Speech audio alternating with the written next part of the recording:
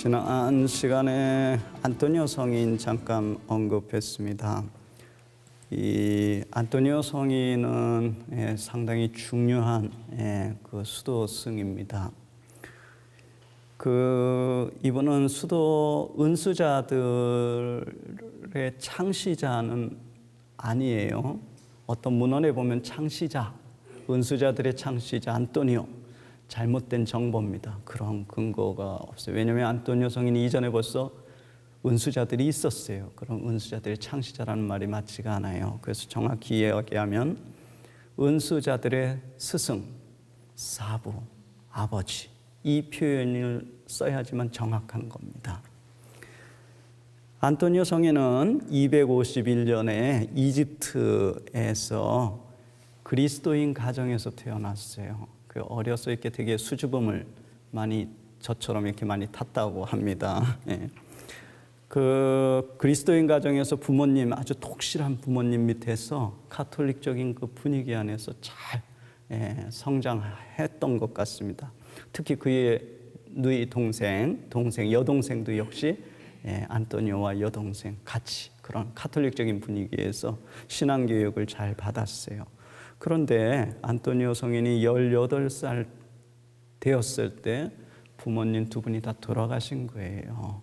근데 그 당시에 안토니오 부모님은 상당한 부를 가지고 있었다고 합니다. 그래서 많은 유산을 남겨줬어요. 안토니오는 이제 졸지에 가장이 돼버렸어요. 이 여동생을 부양해야 될 책임이 떠넘게 되었습니다. 그래서 자기의 진로와 또 여동생을 부양해야 될 사회적인 의무 있죠. 이것 때문에 이제 갈등을 겪고 있었는데 어떻게 해야 될지. 그러다가 어느 날 성당에 들어갔는데 그날 말씀이 선포된 말씀 중에 한 말씀이 안토니오의 존재를 터치한 거예요. 그 마태복음 19장 21절의 말씀 기억하시죠? 당신이 완전한 사람이 되려거든 가서 너희 재산을 다 팔아 가난한 이들에게 다 나눠주고 그리고 와서 나를 따르라는 이 말씀 있죠. 그날 말씀은 요 한마디만 선포된 게 아니었죠. 그 앞뒤 문맥안에 선포됐지만은 이 한 말씀이 하나님이 자기에게 주시는 그 메시지로 강하게 안토니오의 존재를 불타게 한 거예요. 그래서 성당에서 나오자마자 실제로요, 재산을 다 팔아, 거의 다 팔아, 가난한 이들에게 복음 말씀대로 실제로 다 나눠줬습니다. 조금은 여동생을 위해서 남겨뒀어요. 그리고 또 이제 어떻게 해야 될까를 고민하고 있는데 또 다시 어느 날 성당에 갔는데 이제 그날 또 한 말씀이 하나님의 메시지로서 다가온 거예요. 그 중에 한 말씀이 성당에서 선포된 말씀 중에 한 말씀이 마태복음 6장 34절의 말씀입니다. 내일을 걱정하지 말라. 내일 걱정은 내일이 할 것이다. 그날 고생은 그날로 충분하다는 이 한 말씀이 안토니오에게 또다시 존재를 터치한 거예요. 그래서 이게 주님이 주시는 메시지로 강하게 확신하게 되었고 이제 여동생을 위해서 남겨뒀던 조그만 재산마저도 다 팔아서 가난한 이들에게 나눠주고 여동생은 동정녀의 그룹 즉 수도회입니다. 수녀회에 맡겼어요. 그럼 이제 너무 자유로워진 거죠.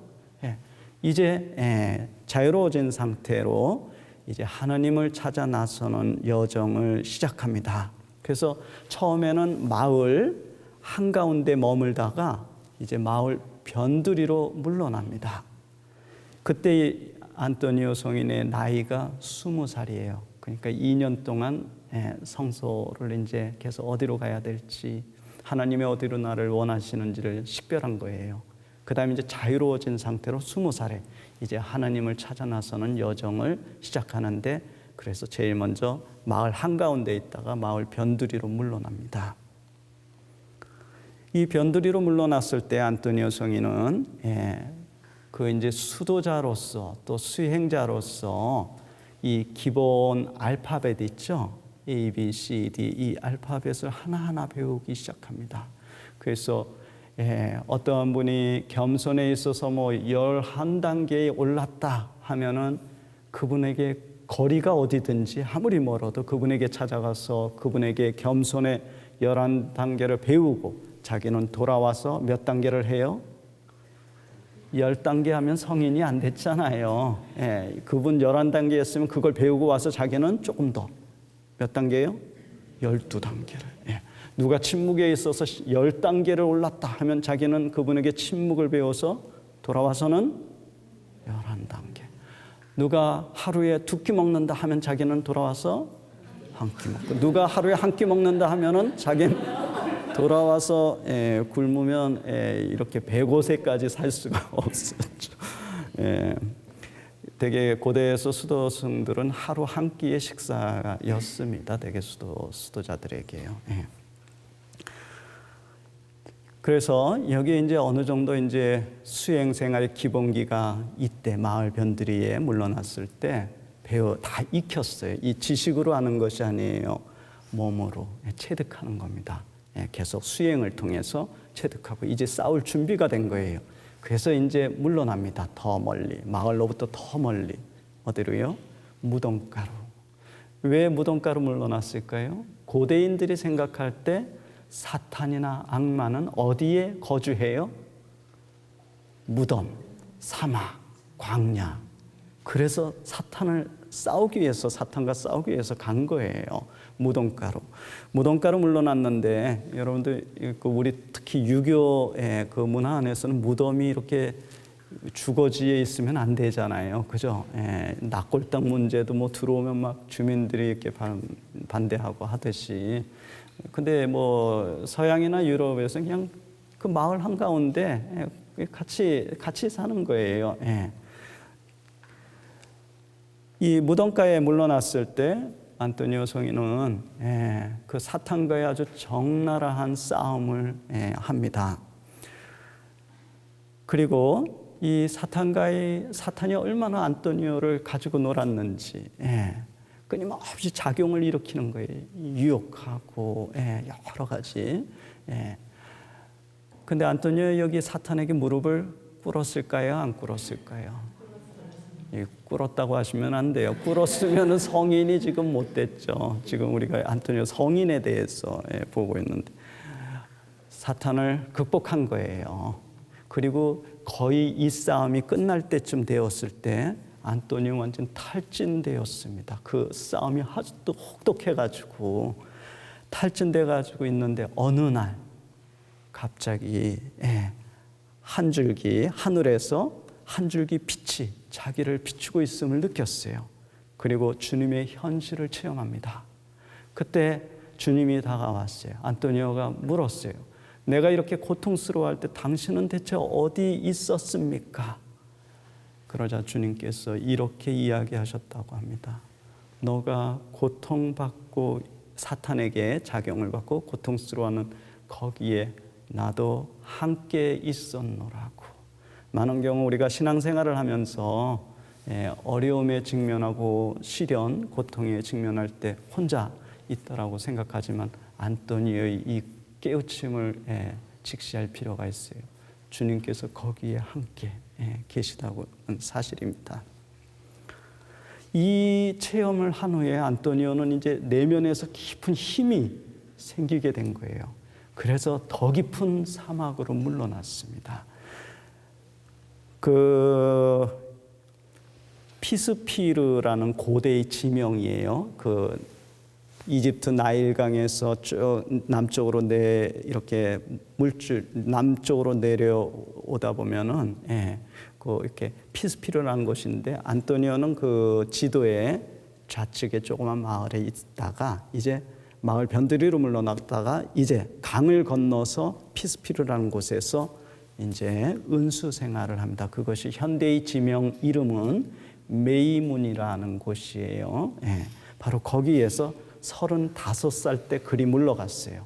그리고 20년간 은수 생활을 철저히 고독과 침묵 속에서 금욕적인 삶을 홀로 살았어요.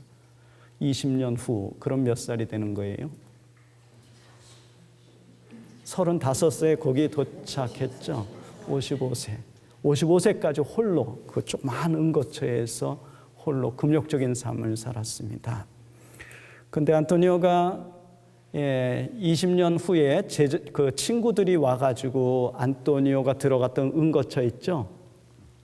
그 은거처 문을 부수고 안토니오를 세상 밖으로 끄집어냈다고 합니다.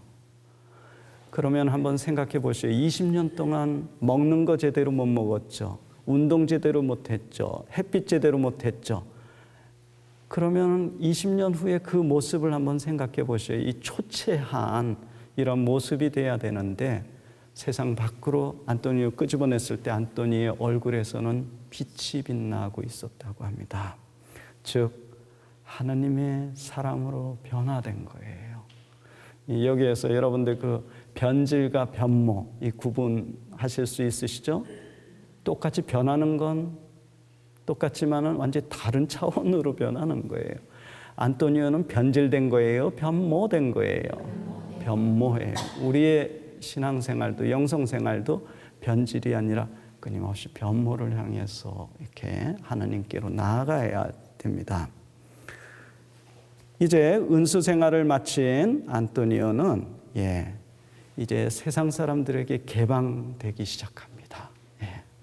그래서 자기를 찾아오는 모든 사람들에게 하나님에 대한 지혜, 영적인 인식, 지혜, 깨우침을 주고 길을 알려주고 어떻게 살아야 되는지 지혜를 알려주고 이렇게 하였습니다. 그리고 많은 기적을 일으키고 치유를 일으켰어요. 그래서 고대 사회에서는 안토니오 모르는 사람이 없을 정도가 된 거예요.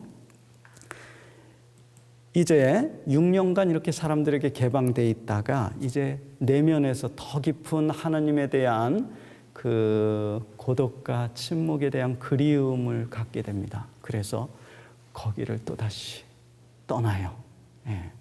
그리고 더 깊은 사막으로, 그 당시 고대에서 접근하기 아주 힘든 그 더 깊은 사막으로 물러나는데 그것이 지금 어디냐면 그 홍해 근처에 있는 콜짐산이라고 합니다. 바로 거기로 물러났어요. 거기 동굴에서 44년간을 살다가 동굴 안에서요 105살에 이제 356년에 죽었습니다.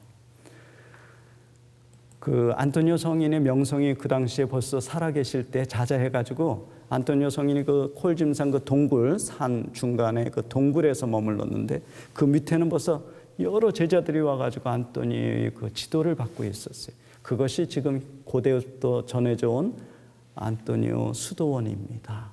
안토니오 성인 당시에 벌써 수도자들이 거기 있었어요. 이 안토니오가 렉시오 디비나에 있어서 특별히 연관되는 것은 안토니오가 처음에 이제 여동생 수녀원에 맡기고 이제 하나님을 찾아 나서는 여정을 시작했다고 했죠. 몇 세였죠? 그때가 20살. 그때 마을 변두리로 물러났다고 했죠. 바로 여기에서 성서를 얼마나 읽고 묵상했으면은 그의 기억력이 성경 전체를 다 대신할 정도였다고. 그럼 한두 번 우리 읽고 묵상해가지고 성경 전체를 우리가 기억 속에 다 간직할 수 있어요? 없어요? 없습니다. 바로 여기 중요한 고대 수도자들에게 렉시오 디비나에 있어서 중요한 세 가지 포인트 중에 첫 번째가 바로 이 말씀을 기억함이에요. 두 번째, 팔레스타인에서 은수 생활을 창시했던 힐라리온 아빠 291년에서 371년까지 사셨는데 이분은 이렇게 이야기했어요. 수도자들에게 성경을 다가갈 때 머리가 아니라 마음으로 다가가야 한다라고. 이분의 생애 시황에 나와 있습니다. 고대 수도자들에게 중요한 렉시오 디비나의 중요한 세 가지 포인트 중에 두 번째가 말씀을 마음으로 다가감이에요. 세 번째는 한 제자가 교부에게 와가지고 성경 이해할 수가 없습니다 했어요. 그랬더니 이 교부가 뭐라고 대답을 해줬냐면 당신이 성경을 이해하고자 한다면은 하나님의 말씀을 계속 반복하십시오. 이 세 번째 포인트 반복이에요. 다시 한번 정리해 드릴게요. 고대 수도승 전통에서 렉시오 디비나의 중요한 세 가지 포인트를 말씀드렸습니다. 같이 한번 떠올려보죠. 첫 번째는 말씀을 기억함, 두 번째는 마음으로 다가감, 세 번째는 끊임없는 반복. 이거의 암송 수행이에요. 오늘 강의는 여기까지 하겠습니다. 안녕히 계십시오.